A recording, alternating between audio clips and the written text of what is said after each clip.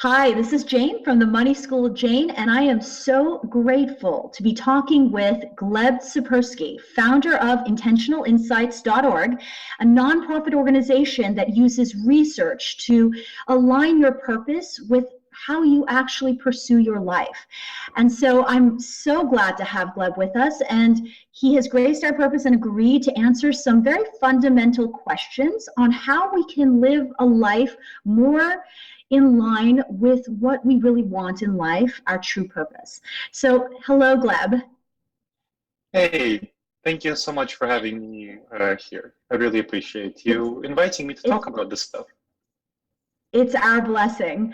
So, my first question for you was, well, I guess I should give a little history. I was very, very touched when I read your personal story on Elite Daily. You spoke about the crisis that you experienced inside when you were applying to medical school and what sparked you to go a different path than what was expected of you, and eventually leading you to create this nonprofit organization that you run, serving to raise awareness of one's intentions and living a life purpose using research.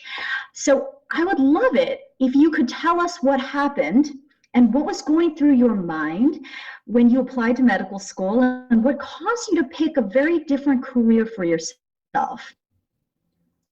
Thank you so much for asking the question, Jane.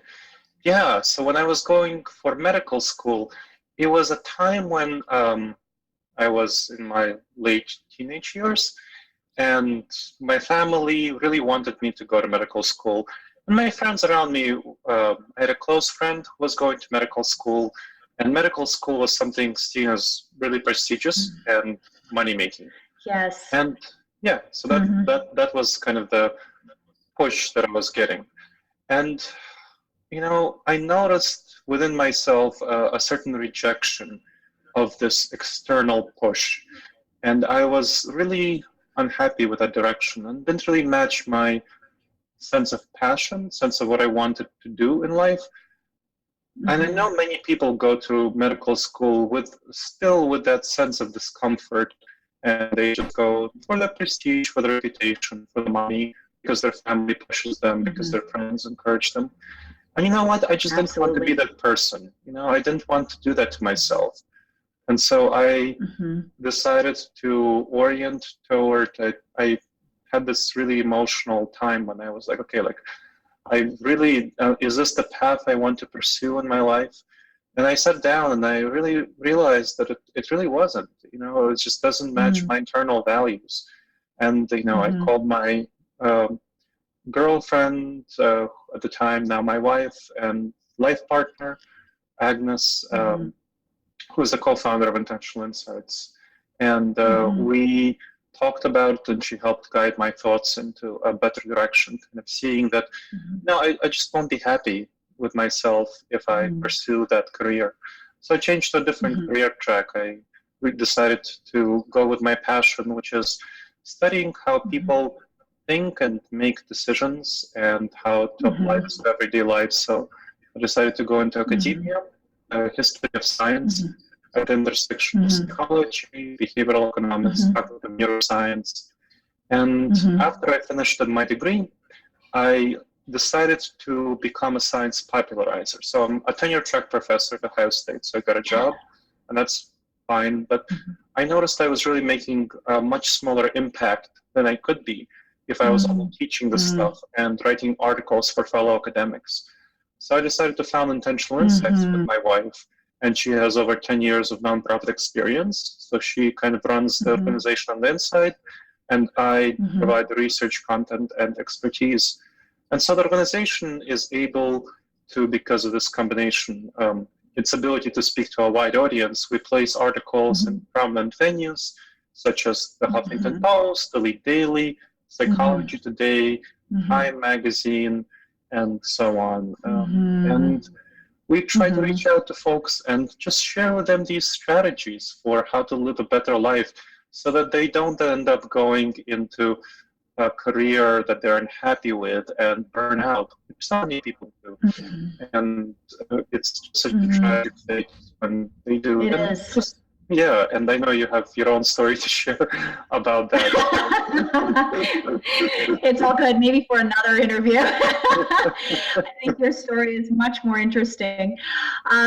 This is very interesting because I think, a lot of us have that internal voice that speaks to us saying, hey, is this really what you want? Is this going to make you happy? And a lot of people really have a hard time making the same kind of decision that you do to take that plunge and go into something perhaps that's unknown and does align better or feel more authentic to who we are. And so I guess I was wondering, through your research at Intentional Insights, I was curious to see what kinds of blockages, maybe the three most common blockages that you found that people experience that keep them from truly pursuing their life's purpose. What do people struggle with the most? Yeah, I think these are really important questions to ask, what people struggle with. So, so from the research, there are a couple of things that struggle with. One is called the sunk cost fallacy. And the sunk cost fallacy refers to the research-based idea that once we invest effort into something, we feel we need to put more and more effort into it, not to feel like we wasted our time and energy. It's absolutely. There's the common saying of don't throw good money after bad.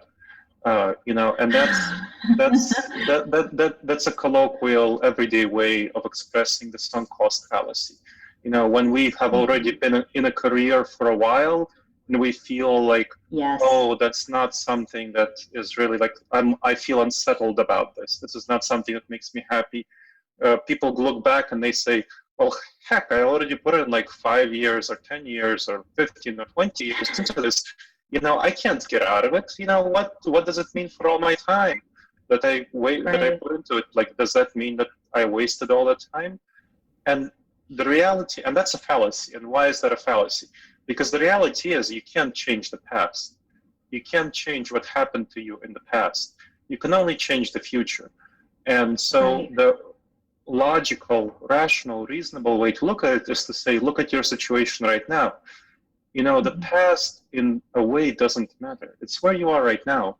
You might be, at a high level in a certain career, but that career no longer appeals to you.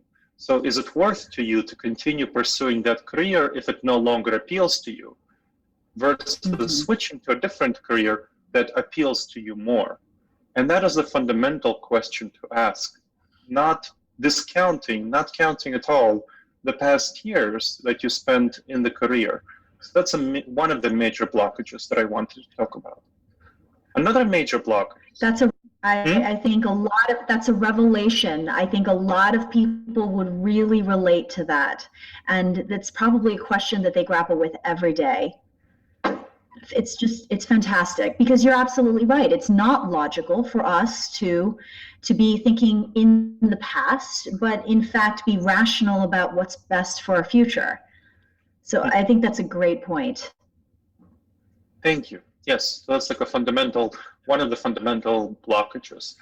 Another fundamental blockage, and again, another research-based fallacy, is called hyperbolic discounting. Now that's a fancy name, but the idea of hyperbolic discounting is that we as human beings orient toward short-term gains over long-term gains. So we orient toward lower short-term gains over higher long-term gains. For example, if people are presented with the opportunity to have $4 right now or $10 in a year, the research shows that most people tend to take $4 right now rather than $10 in a year. But that's, from a rational perspective, that's very silly, because investments grow generally at a rate of 5% a year. That's a general, rate of growth for investments. That's reasonable. And taking $10 in a year is much, much wiser from a rational perspective. than $4 right now. And the same thing applies to a career. People don't want to switch because they are afraid of the short-term costs of career switching, of the effort and time that it would put into learning a new skill and learning a new career, entering a new field, that would in the end be much better for them, much more aligned, much more happy, that they would be much happier in the long term in that career. So this hyperbolic discounting, this orientation towards short-term rewards of staying in this career where they are over the long-term rewards of switching careers is another major factor that I wanted to comment on. You know, I think that what you say is just strikes me so deeply in my heart, because it's something that I am, you know, my students also struggle with so much, as you refer to as a financial, in terms of our financial making, helping people to see that their goals are not created equal. Does that, I don't know how to, I guess the way I would break it down is that there are short-term goals, such as avoiding struggle and pain of changing and the uncertainty of it, avoiding that being sort of that first low-level goal, and then recognize a bigger goal, a more fundamentally life-changing goal, that goal of wanting to, where you want something else, something better, and that requires you to decision that, you know, this short term, this lower goal, it's not really my big goal, and that's what I'm going to go for, and I'm going to live through that short term uncertainty and pain and struggle. So I really that resonates with me very deeply. Cool. Yeah, that's definitely, I can very well see where that would be very relevant for financial goals. And that segues very well into the third and last point I wanted to make, which is the concept of, it's the concept of units of exchange. So the concepts of what are you actually getting and how you're actually measuring what you're getting from a certain career. People tend to measure their careers in terms of money. That's the common unit of measurement in which people tend to measure their careers. When they think of career, they think of money. Unfortunately, absolutely, they tend to avoid thinking about the other units of value besides money. Yes. And these are units such as health, physical health, and mental and emotional health. These are units, just community. How much community are you getting in that career? These are units such as, you know, relationships. You know, how much time are you spending in your relationships as a result of this career? And so many other units of positive world impact. You can have a career that is neutral in world impact. You can have a career that's negative in positive world impact. You can have a career that's positive in world impact. For example, I'm part of the, I consider myself an effective altruist, part of the effective altruist movement, which strongly values doing the most good for the world that you can. And that's something I try to do. And that's another value in which to measure one's career. So there are so many other units of value in which to measure a career that people typically don't think about. And are the typical, they don't think about these things because our society talks about careers as mainly in terms of money. And that's a big problem that I find is a blockage for people when they decide how to align their careers with their internal values. They just don't think about these other units of exchange. It's a fabulous point, because I was just actually having a conversation with someone the other day, how incredibly amazing it would be if we could have or create a currency that could gain a different currency other than just money, right? I mean, now we live in a digital world where there are cryptocurrencies and different things like that, and it would be incredible if currency that people could use and and redeem value from that isn't just money. Because as honestly, as a lot of people who are very honest will tell you about their careers and how they made their wealth, a lot of it is out of your hands. A lot of it has to do with luck. It has to do with what society particularly wants to make valuable at that time with money. And it doesn't always align with how you necessarily want to maximize your value to the world. And I absolutely agree. There are many, many other currencies that we don't really recognize in a formal way that are incredibly valuable other than money. Yeah, I absolutely agree, and I very much identify with those other currency ideas. So, so you mentioned that I run the nonprofit Intentional Insights, and the point of the nonprofit is to have this mission of conveying these very valuable ideas for the world. Like, how good would it be if people understood the value of all of the 3 points that I mentioned, and so many other things that Intentional Insights talks about? How to apply research-based strategies to our life, how to improve our sense of even willpower. How do we have more willpower in our lives? How do we make better decisions on an everyday basis? How do we realize what our relationships are like with others and improving our relationships with others, communicating better with others? There's so many things. Absolutely. But society doesn't reward this. So we have to go and fundraise from people who recognize the value of this stuff. And people give us donations because they recognize that this is valuable. And they recognize that this is a thing that should be valued. But our society doesn't inherently value this because our society is based on consumerism. And we try to create products that we give away for free so that we spread the message as widely as possible. So this is a fundamental failure of our society and the consumerist aspect of it.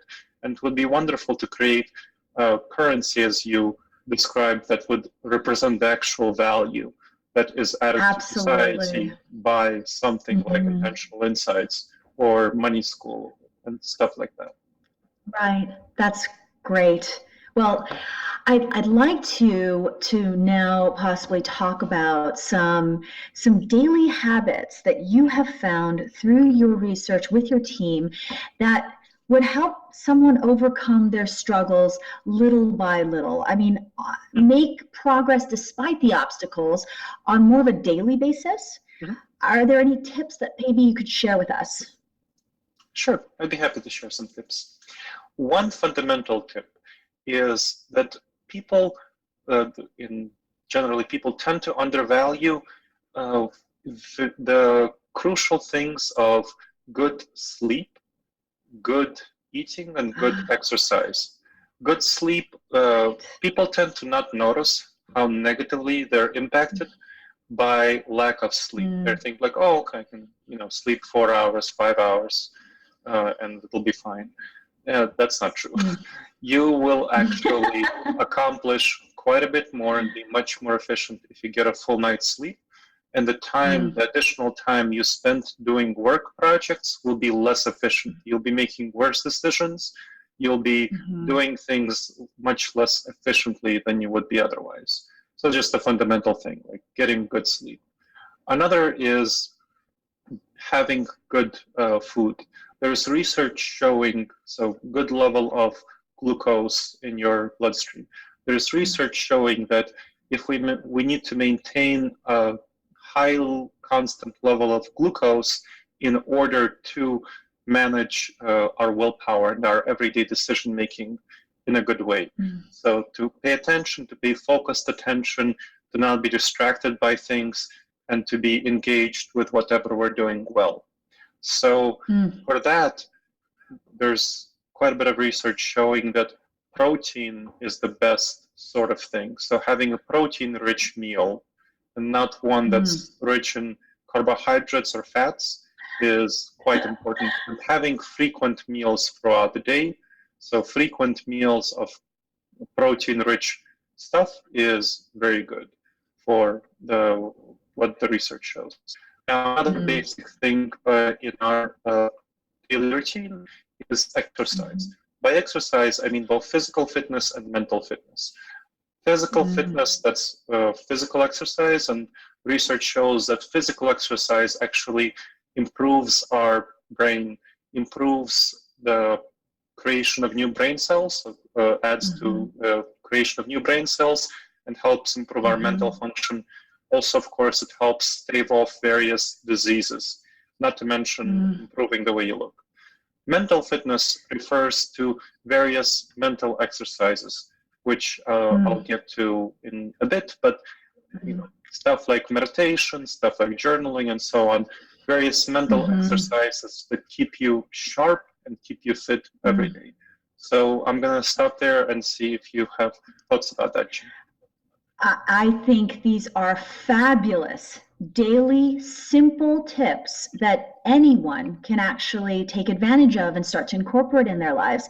So I think they're great. Oftentimes we just, like you said, we just go through life kind of in a whirl, and if we miss out on these very basic priorities, oftentimes we can't, it decreases our productivity. It does all the opposite things of what we need or want to actually accomplish what we want to accomplish during our day. So I think these are incredibly valuable tips. Thank you. Sure. I also was kind of curious to, sorry, go ahead. No, would you like me to describe the mental fitness exercise tips?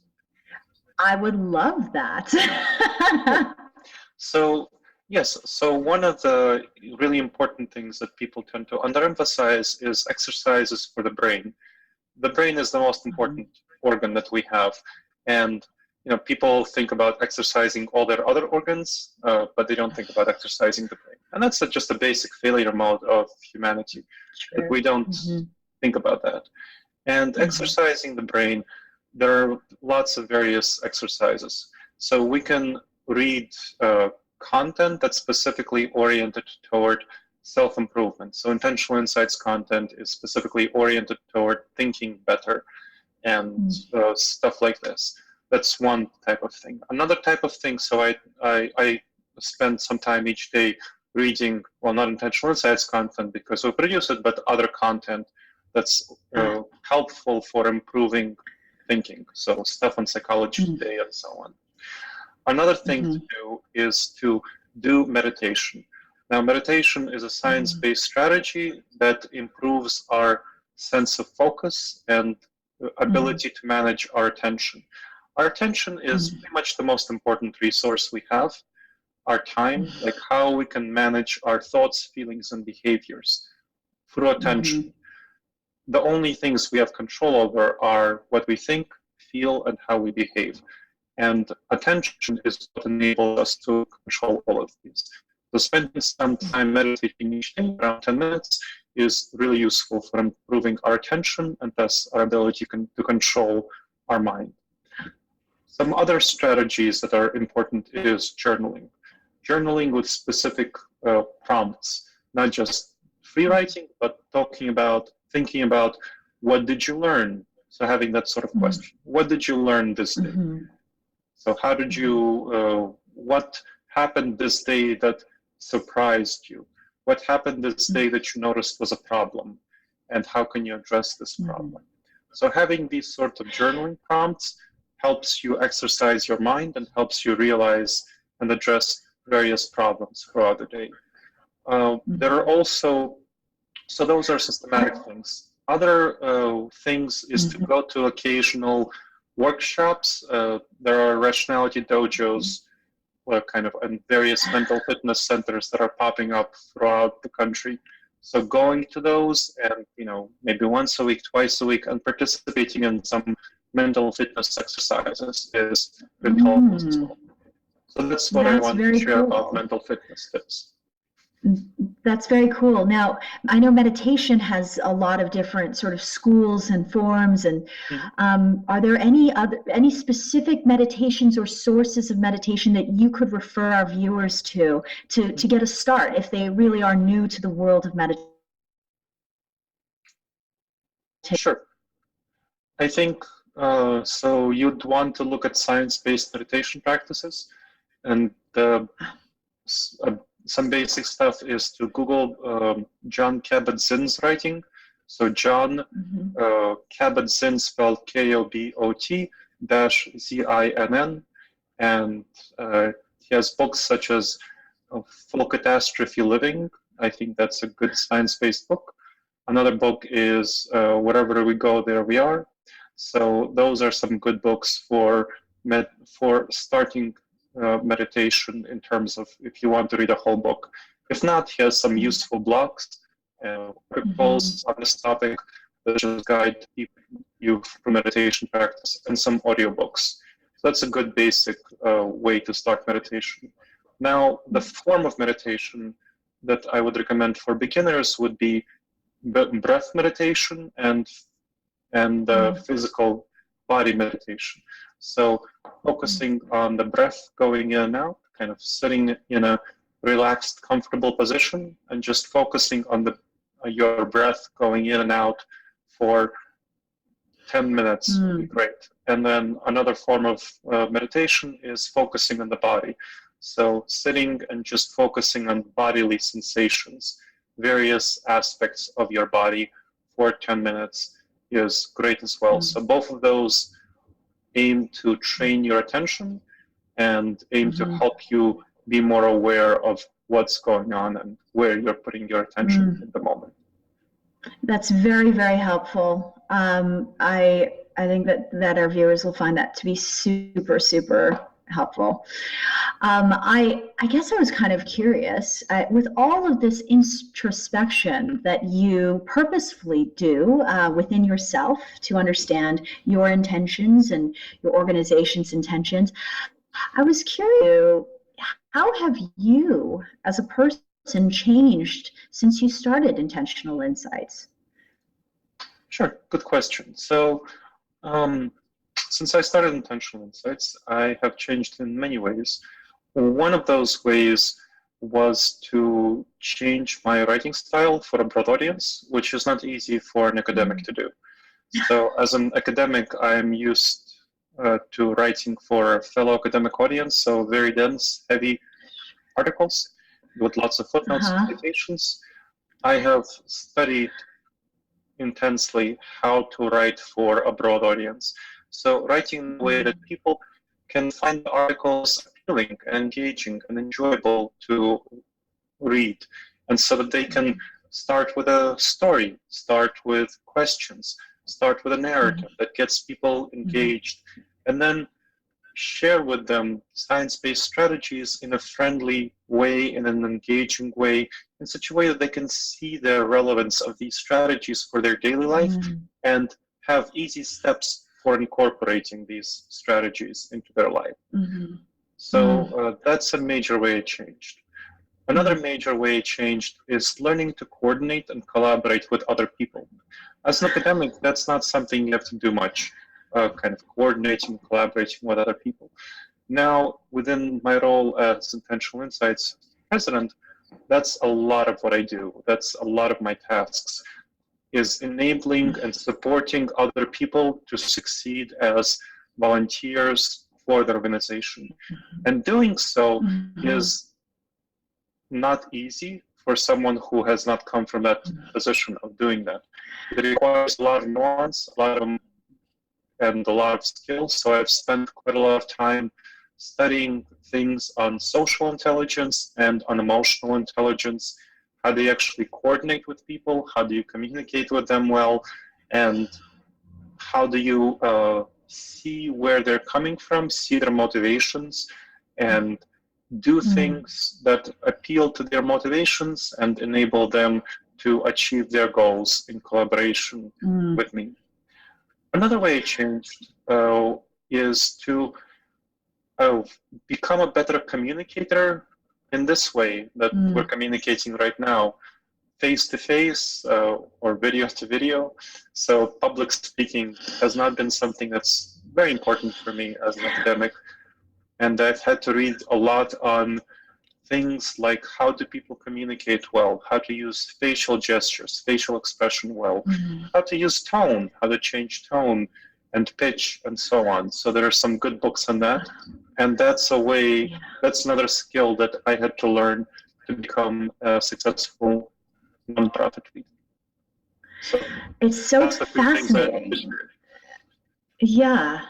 When you say those things, first, I just want to let you know how empathetic I feel towards the struggles that it must have been to actually overcome and master these new life skills that were never required of you. And I'm sure you were quite comfortable in your old place of being an academic and feeling very competent doing those things. And I think sometimes people, when they hear stuff like, oh, I needed to learn how to write so that I could connect with people, so oftentimes they hear it like a sign. In reality, it's much more like what you just said, which is just an evolutionary progress that is, nothing less than a grind.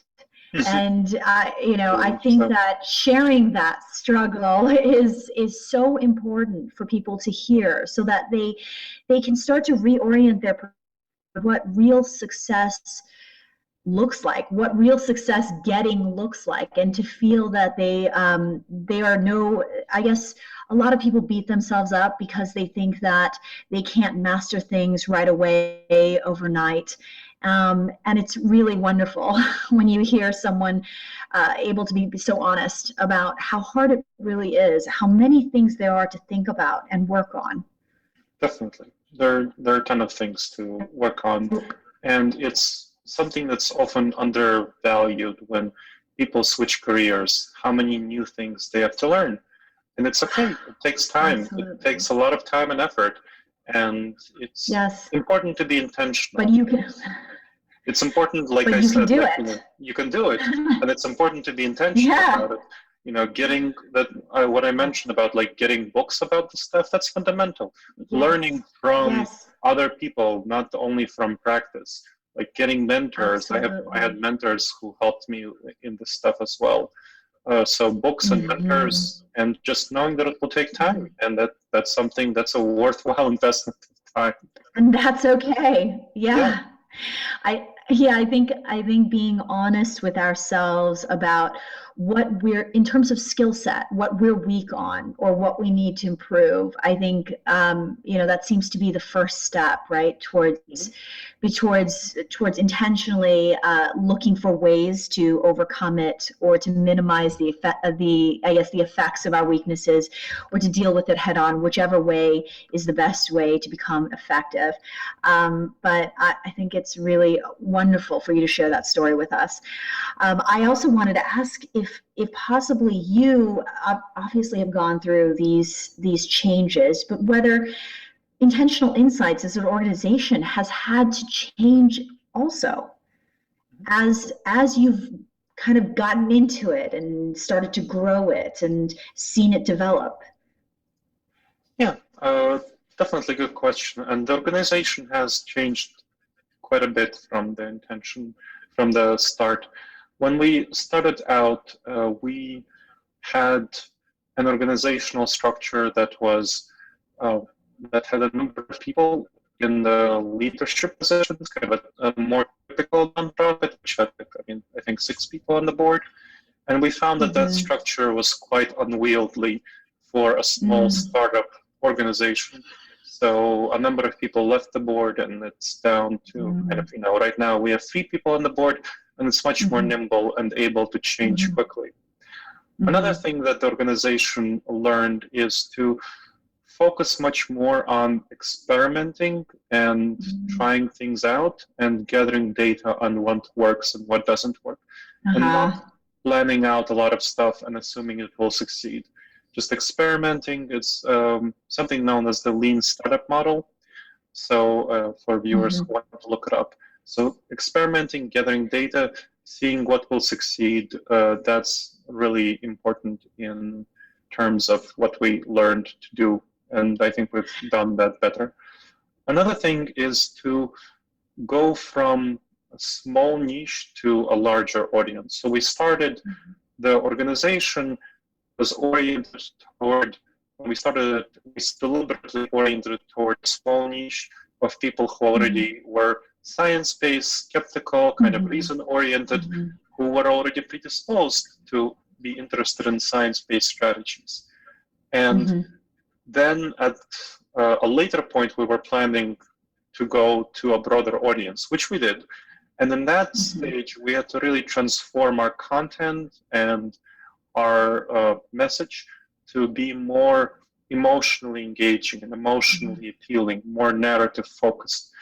And it's important to understand the audience with which we're engaging and to orient toward that audience. So we're still in that process. We're right now raising money to transform the website to a better website, to a higher quality website. And that will be more appealing to a broad audience. So it's just kind of a transformation in the organization itself to change that. And yeah, so those are some things that in which the organization has changed over this time.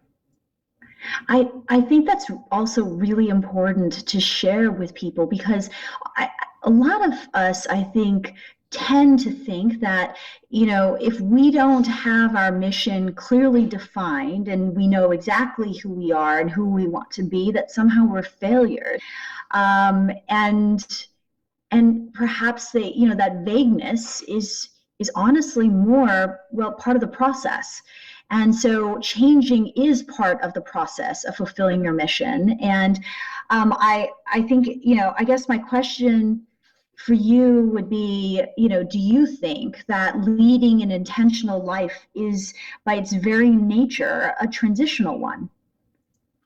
It does very much. I think it's fundamental to recognize that our values will shift over time.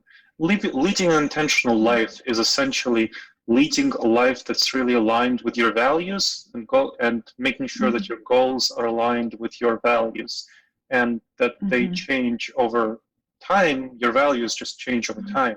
So, for example, I didn't used to identify myself as an effective altruist until recently, and I didn't used to value popularizing the science so much until relatively recently. And I didn't used to value collaborating with people so much until recently.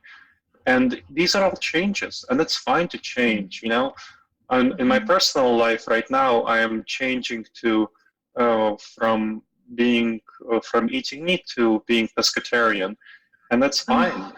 I am changing myself, and it's quite fine that I'm changing, as long as I am looking at myself and noticing that, like, oh, my values are shifting as a result of stimuli in my environment. Intentional Insights, I wrote a book called, I'm a researcher on the question of meaning and purpose in life, and I wrote a book called Find Your Purpose Using Science, which talks about the way you identify your sense of purpose and the way you notice how it's changing over time. We also have an app called Find Your Purpose out online that actually allows you to measure your sense of purpose at any point in time and how it changes over time as well. So it allows you to track your sense of purpose and where it changes. And so you can see exactly the change that's going on. And I use that app, and I track the sense of changes within myself. And I'm accepting of that. I think it's very important to recognize the difference between our current self, our past selves, and our future selves. Research shows that people tend to vastly underestimate how much they will change throughout their life. They tend to think that they themselves in 10 years will be mostly similar to what they are right now. And it's just not true. People just tend to vastly underestimate the changes that will go on for them throughout their lives. And it's hard for them to accept these changes when they notice them, which is why stuff like burnout happens, which is why stuff like a midlife crisis happens, or people suddenly leave their jobs and they are not happy about things. And it's very important to notice these things as they're developing, not like when they're full blown and when they're like, oh, in your head, that's bad. That's really bad. It is. I personally know that. Yeah, I know you know that. It just resonates deep in my heart. Yeah. Yeah. Same thing with Fabulous. the same thing with relationships, you know. So Right. one of the things that Intentional Insights talks about is how to have healthy relationships, what the research suggests about that. So my wife and I have check-ins with each other that, you know, every couple of weeks or so about how things are going, where we are in our relationship, and so on. And we talk Oh, about that. And there are so many people who just like wake up one day next to their partner and they find that, you know, they just don't know who they're waking up next to. And we don't want yeah. that to happen to us. And that's what tends to happen to many people. So that's an important thing that we do to make ourselves aware of what's going on in a relationship. So It's that's just a thing. incredible. I think it's just incredible how many different applications the purpose of your organization can apply to. I mean, you know, we've covered your science-based research really. It really sheds light on career, on money, on relationships, on psychology, on your health. It's just incredible how wide yet how fundamental your work is.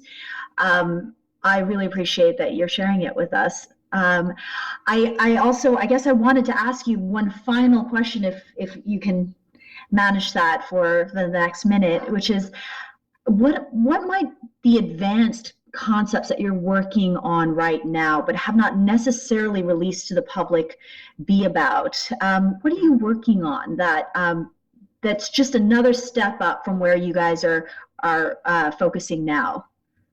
Sure.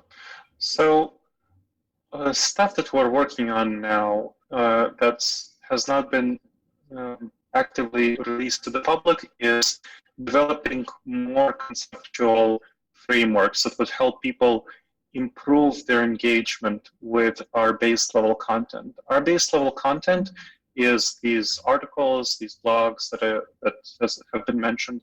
We've developed a much more comprehensive structure just for the meaning and purpose content. So I mentioned that I wrote a book about that. We have online classes about that. We have videotaped workshops on that. We wrote an app about that, created an app about that. What we'd like to do in the future as we have funding coming in for these things is to do the same things for our other content. So you mentioned content on career choice. We'd like to have a much more comprehensive offering on career choice, on relationships. We'd like to have a much more comprehensive offering on relationships than just articles. Same thing on financial decision making. We'd like to have more comprehensive content about that. Content on how do we have good routines in our lives. We'd like to have much more comprehensive coverage of that. How do you communicate well with other people?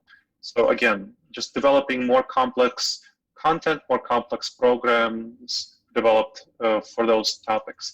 How do you gift charities effectively? How, you know, be a savvy investor in your charitable donations? So again, all of these things, having complex, comprehensive coverage of these things that are not only in articles, but in online classes, workshops, and books and apps. Wow, it sounds like you guys are going to be busy for the next few years. Definitely. Well, I just want to thank you, Gleb, for spending this time and sharing all of your wisdom and your findings and your science and research with the viewers at the Money School. And I'd love to, if you could actually take a moment to tell our viewers where they can go to learn a little bit more about what your organization is doing, what it's about, and perhaps how they can actually donate to the organization and help fund you. Sure. Yeah, so you'd find our organization at intentionalinsights.org, and you can sign up to our newsletter there. It's in the top right, and you can also donate to us there, and there's a button that you can click on that.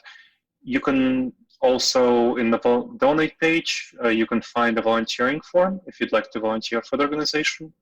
If you want to ask me any follow-up questions personally, I'm always happy to share with you my thoughts, and you can write to me at gleb@intentionalinsights.org. So again, gleb@intentionalinsights.org, or for any general questions about the organization, you can email info@intentionalinsights.org.